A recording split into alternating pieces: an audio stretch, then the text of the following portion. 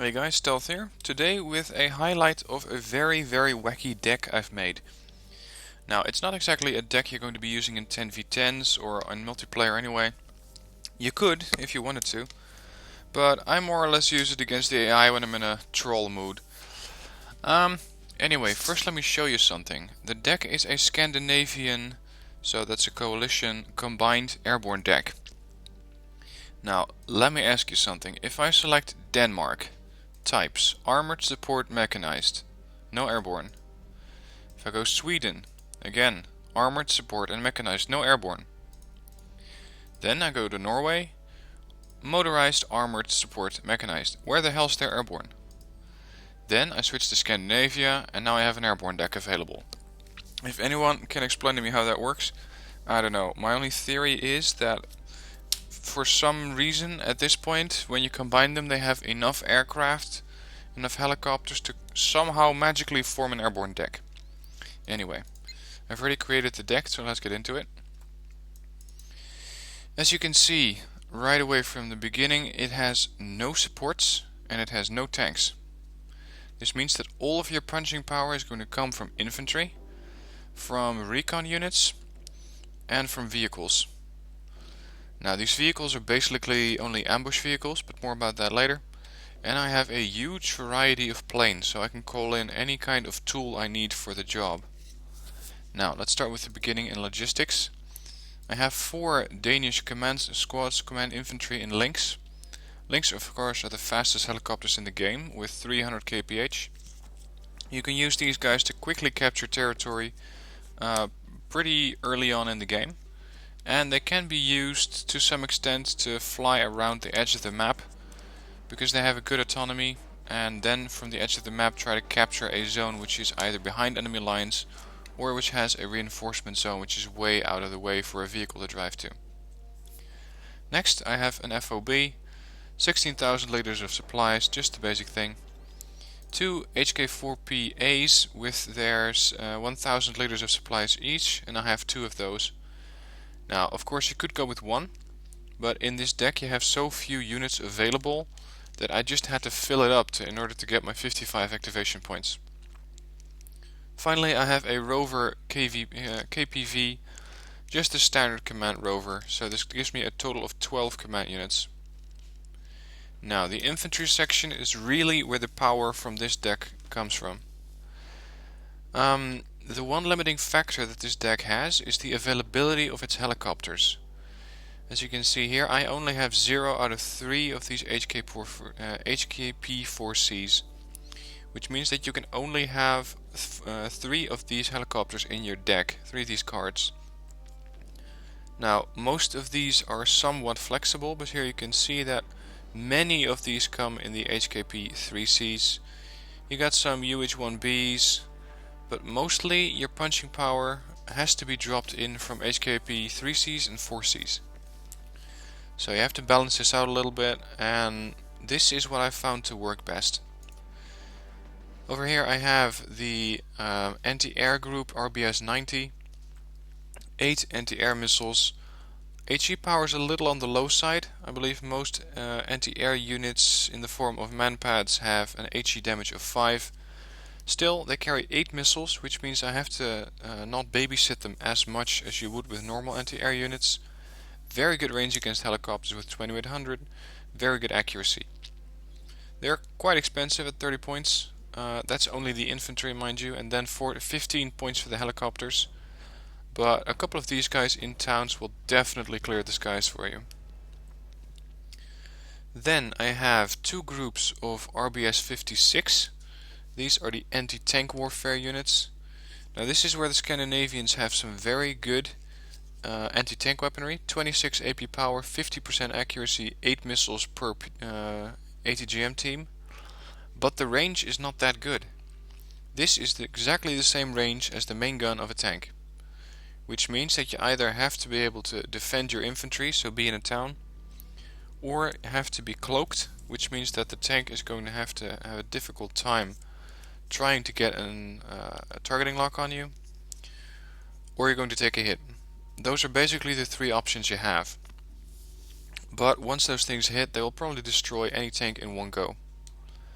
I have 2 teams of 8. You can go with 2 hardened teams of 10 if you wanted to, but I've never found a location or a situation where 16 ATGM teams isn't enough. Next I have the RBS 70. I know I can call in 2 groups of RBS 90, but I ran out of those helicopters. So instead I chose to bring in the Danish version, which has a little less specs but a lot more availability. So I'm using 8 of these at veteran and I'm using 8 of these at hardened. So these guys are a little less experienced than these RBS 70s, but again it gives me 16 AA units. Next is the real punching power from this deck, Jaeger and Jaeger. These guys come with Gustavs, Carl Gustav M2s, very good anti-tank weapon, good stealth, very small, 15 guys in the squad. They carry 12 of these anti-tank weapons, which puts them right up there with the Commandos Para and the Commando Marines and some of the other bigger squads. They carry a decent machine gun, although it's not the best, and a very good assault rifle with very high accuracy, 80%. They can fire it on the move with 20% accuracy. And keep in mind that with this CQC tag, Close Quarter Battles tag, these things can be actually used for in-block fighting. That means that if you're clearing a town, use these guys and they will use their machine gun when they just enter a new building, which is already occupied. I have 2 groups of these. I can only take them at Elite, and they come in the HKP-4C, 270 kph big helicopter, decent strength, 8. It's not as good as the Chinook, which has 10 strength, but still it's a very nice helicopter, very fast and reliable. 2 groups of these. You have so many of these units available in combination with the Jaeger that you can in fact use them as line infantry, and that is what I do in this deck. Now if you don't like the idea of having Jaeger on the front line, you can swap out one of those guys and try to bring in any of the other infantry, although there's not a lot of opportunity or a lot of different units you can call in. What I could do... No, sorry, I cannot do it actually, because these are the only ones that use the 4C. I was going to say you can switch out one group of these and get them in the HKP-3C, but we've run out of those helicopters. So you can use these guys for operations behind enemy lines. Do bring a Recon, because themselves they have only medium optics, so they will need something to spot for them. Use them as a strike team, and use them in combination with these bad boys, Jaeger. So far, from what I've seen or what I can remember right now, these are the only elite troopers which carry the Erics. These are 1000 meter range ATGM weapons. They carry 8 of those, 25 AP power, 60% accuracy, so they can destroy pretty much any tank in 1 or 2 hits. Keep in mind, you can have a load of these. You can have 20 of these guys at Elite, which is a huge number.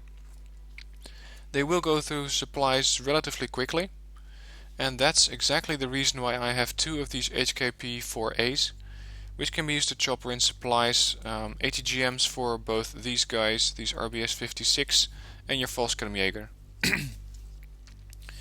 Now if you're defending a town, I would suggest using a combination of basically all of this infantry. You can have some RBS-90 for anti-air purposes. You can clear the ground with these RBS-56 at 2275 meter range, so that's the long anti-tank standoff weapon. If something does manage to get close, you take it out with the Jaeger, 1000 meter range. If it gets closer still, you can take it out with Stormers or with Jaeger. These are basically the same kind of unit, but the Jaeger are a bit more trained. They have a bit more guys, they have the elite tag versus the shock tag, so that makes them a little more adequate. Now, of course, I have 2 of these groups, so you can also combine these with Jaeger. These can be a commando team, but the one thing you need to keep in mind that if you're sending these guys behind enemy lines, these only go 205 kph. These go 270.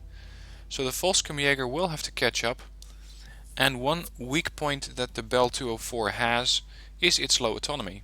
I cannot move the cursor off of this unit, but in the bottom right you can see autonomy 300 kilometers, which is not a lot, especially on the bigger maps where you want to try and surround the enemy or try to flank them.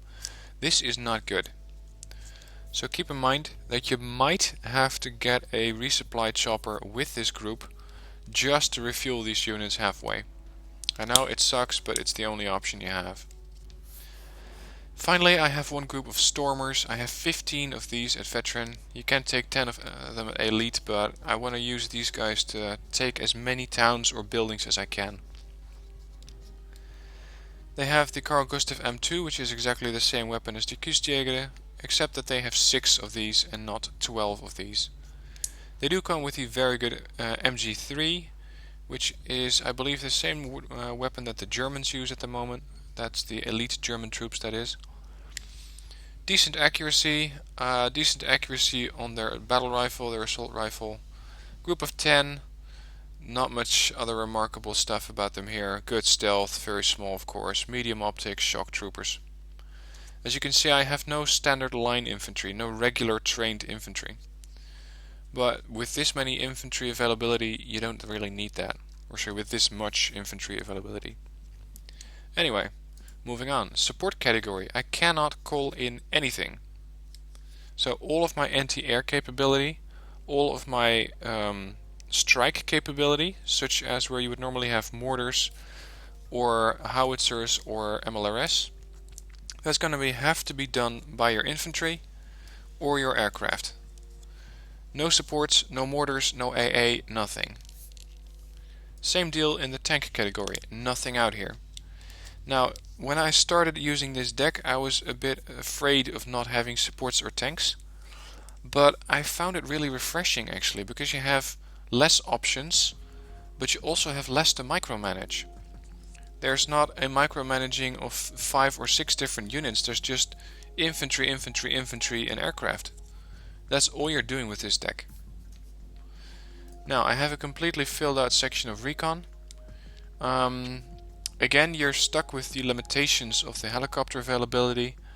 You can of course bring these guys in trucks, but I rarely use those for my Recon units. The only situation where I would use that is with the American SEALs, which can be used as town clearing units, and that's when you might want to bring them in a vehicle to the town. Anyway, I have a couple of different Recon options available. I have the Marine Jaeger. These are the sniper teams of the Norwegians. Very high accuracy on this AG3. We've seen this also on some of the other elite infantry units. Of course, a silenced sniper rifle, the PSG-1. Very high accuracy, very high range. HE power is present, so you can try to snipe a command vehicle with this, but don't try to snipe a command vehicle if it's a command tank. They do have a law, but only 2 rounds, so really this is only a self-defense weapon in case something stumbles across these guys, which is rare because they have exceptional stealth. Group of 2 guys, very small size, very high speed, 30 kph. I bring them in a Bell 204 because that's basically the only chopper I had available.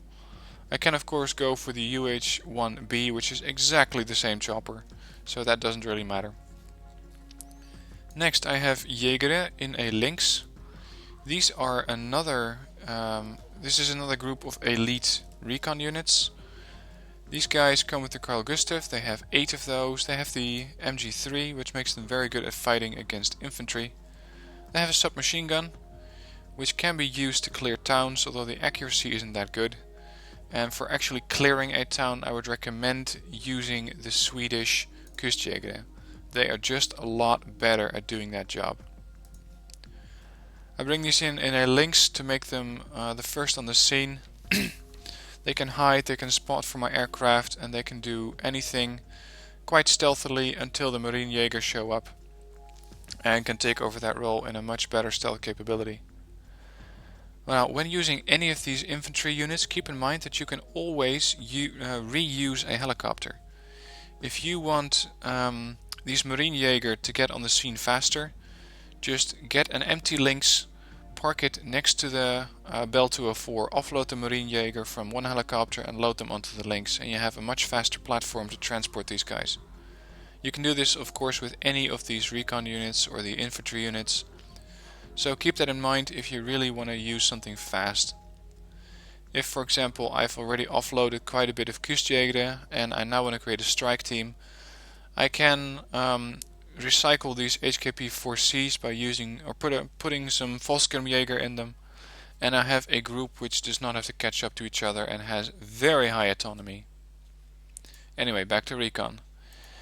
We had the Jaeger. I have Volkskermjäger, which are a little less trained. They only have the shock training. Again, very good stealth, very small, very good optics, 25 kph. They lose a little bit of speed because they don't know how to have the elite training. 4 Carl Gustavs, and I use these mostly in a passive spotter role. You can of course take 8 of these at hardened, but with all of the units I have available here, I don't think I need to degrade from veteran to hardened. Let's wrap up with the infantry first. I have the Spiedere, the Spiederne. I hope I'm pronouncing that right. These are your standard recon troops. Just an assault rifle and a law, and that's it. You can get 8 of these at hardened, then you could also pick 10 at trained, but like I just said, you have enough of these units available. Yeah, these are passive spotters. That's all I can say about them. Very good stealth, 20 kph, very small, very good optics. Spread out these guys throughout forests, in towns if you can, and you have recon pretty much all over the battlefield at all times. Finally, I have a KU's helicopter. Now, you have a couple of helicopters available, but I found these things to be the most appropriate for what I wanted them to do. You have the KU's, you have the Scout Defender, which is a KU's which is armed with 14 rockets, but with the accuracy of 15%, I'm never going to use these. And the trade-off is that these things have very good optics and these things don't. They go 260 kph, which is very nice. Very small helicopter. And the alternative is the HKP-6A, which has a little less speed and a little less autonomy. 480 autonomy versus 680. So that's why I went with this thing. It's small, it's fast, it's nimble, and I can have 8 of these. Next, the vehicle category. I have taken pretty much all of the vehicles I can use, or at least the upgraded version of them. That means I have 30 trucks with tows.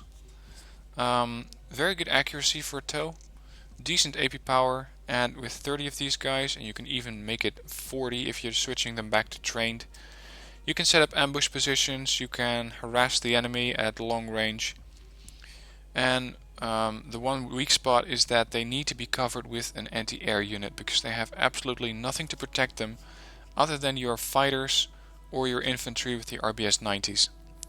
But the RBS-90s, when they're offloaded, let me remind you that these guys only go 15 kph, which means they're never going to keep up with these trucks going 80 kph off-road. So I have the Laro tow, and I have these recoilless rifle trucks. Again, 15 per card, so I get 30 of these cars at hardened veterancy. Set up ambushes with these things. Use them just in front of towns where your infantry can get a shot at them, or where these things can get the last shot in the side of a tank before they get discovered. Now at 10 points apiece, it really doesn't matter if you lose these. Just try not to lose 30 of these, because then you've given the enemy 300 points. Next, the helicopter tab. Again, I had to pick everything in order to get my 55 activation points filled.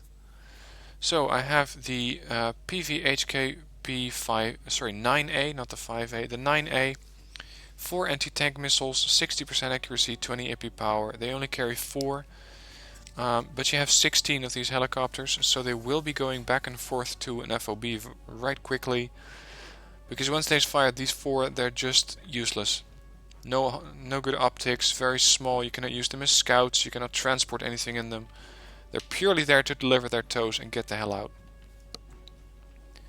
The other helicopter I have is the TOW Defender. Now let me compare these two. The TOW Defender comes with the slightly older version of the TOW. This is the basic TOW, this is the improved iTOW. And as you can see, it has less accuracy, 50% versus 60%. They cannot be fired on the move with the stabilizer. Again, wouldn't recommend it. And they have less AP power. They only carry 4 of these, but I have 18 in total. So you use these against heavier vehicles, 20 AP power, and you use these against lighter vehicles such as APCs, IFVs, artillery if you can get your hands on it, and the likes.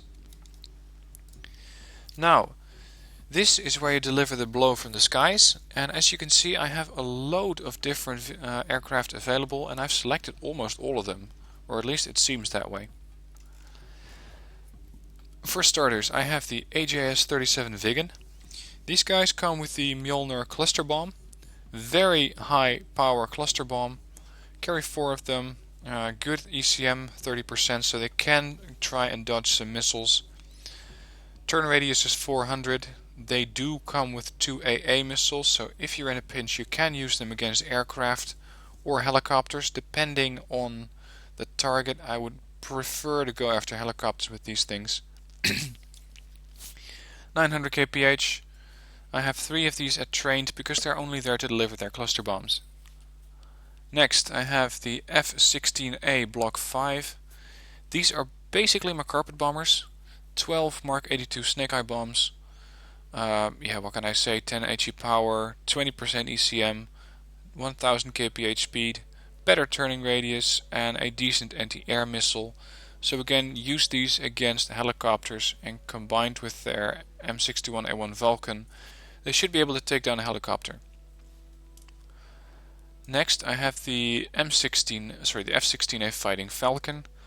This is pretty much a different variant of the Fighting Falcon. Let's see, I'm now comparing the same jet, which is not useful. The Block 5. This one has only difference really a different bomb. This one has the Mark 84 free falling bomb, higher HE power because it's a 1000 kilogram bomb, only carries 2 of these. You use these guys against infantry and light vehicles. You use these things against medium vehicles, stunning tanks, or otherwise trying to blow the shit out of infantry which is already in a town. They have exactly the same missile, the AIM-9L, which gives them a capability to deal with aircraft, although wouldn't recommend it, because for that role we have the JA-37 Viggen. Now these are very good aircraft, and from what I've seen they can do pretty much the same thing as the more expensive air superiority fighters, but they're cheaper. Of course that does mean that they lack a bit of the capabilities, but let's get into it. They get 2 of these RB-71s. These are long range, 7 kilometer anti-air weapons, cannot be used against helicopters. He purely use these things to go after jets.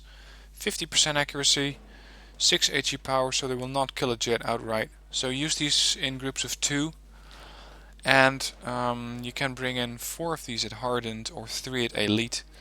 Now I chose for 3 elites because that way they have a much better accuracy and a much better survivability, because if they get hit they're going to be stunned a little less long. Exceptional air detection, which is something you really want to see in an air superiority fighter. 30% ECM, which is not that good. Very high time over target of 95 seconds. And a turn radius of 400, which is definitely worse than some of the aircraft which are higher up in the air superiority fighter spectrum. Those will usually have a turning radius of 350 or even 300. So use these things as long range standoff weapons against other aircraft, but do not engage in a dogfight.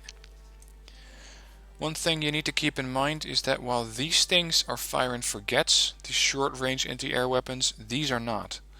They're semi-active. That means that you need to be able to aim at the target until the point of impact.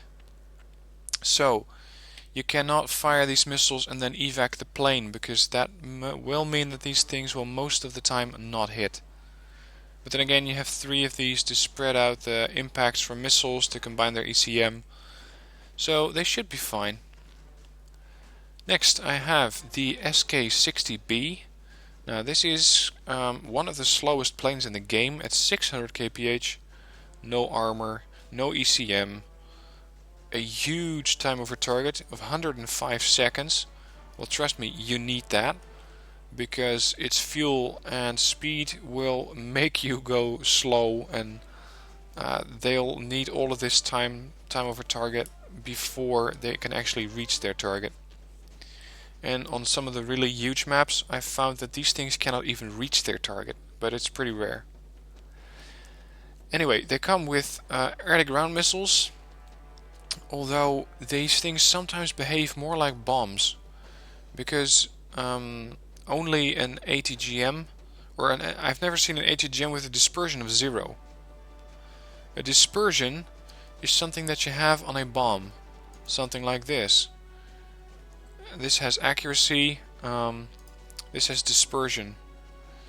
Now, you can use these things, and they are stated as AGMs, which means air-to-ground missiles, not anti-tank guided missiles. Keep that in mind. They come with an HE power, not an AP power. Which means that you fire off these things when you're facing groups of vehicles, groups of infantry, stuff in the forest which you want to clear out. High suppression, but these things will usually get shot down. I have brought in 3 at Elite. You can also go with 4 at Trained, but yeah, it's really not that much of a difference. Next in my deck I have the Starfighter, and I use these of course for the napalm pods which they come from, or which they come with. 10 strength, 750 kph, 0 ECM, 80 points. It's nice if they survive, it sucks if they don't, period. That's basically all this plane is for, dropping napalm. And then finally I have the F5A Freedom Fighter, very old jet from the 1970s. 8 rockets firing 127mm rockets, 30% accuracy, and you use these things just to stun other units or destroy light vehicles. Do not send them after tanks, because the only thing that will happen is stunning them. They'll barely do anything in the sense of damage. They have 0 ECM, good air detection, but no way to dodge a missile. They have no air-to-air weapons other than this Pontiac, so really only use these things in a rocket strike and then get the hell out. Now this is a category where you can still do some changes. You still have some availability. You could say, well, I don't like the SK-60B, and call in another group of F16A Block 5s with their Snake Eye 227 kilogram bombs. You could do that, so this is entirely up to you. Also keep in mind that you only have 9 slots for aircraft, which means that you can only call in 9 aircraft at the same time. So you can never have all of these 22 planes on standby at the same time. They're basically just here for redundance and making sure that you can call in all of these guys at the same time and have the right tool in your armament for the right job. Anyway, this is the deck. Let's go back to the overview. As you can see, it's really a weird thing, but if you wanna try it out, be my guest. I've left the code in the description here below, so you can try out this deck on your own, and I would recommend using this in a skirmish versus AI first. Or if you're in trolling mood, just go 2v2 and see how well this deck performs in a multiplayer role. Again, it's not a deck which is to be seriously used in multiplayer, especially in the 10v10. Although, thinking about it, you could, because that means you're only going to be a dedicated infantry fighter. You can take towns, you can take forests, but you need to rely on others to do the actual punching, because in 10v10s aircraft are very, very unsafe to use. But if you can spot for the enemy with all of your infantry recon and possibly dish out some damage with these Jaeger, the RBS 56 in the 90s, then you can rack up quite a bit of points. Still, I haven't done it, doesn't mean it's impossible, so if you want to try it out, let me know what your results are in the comments below. I hope you liked watching this video. If you did, please hit like. If you want to see more of my deck reviews, subscribe to my channel. And I look forward to seeing you in the next video. Thanks for watching. See you next time.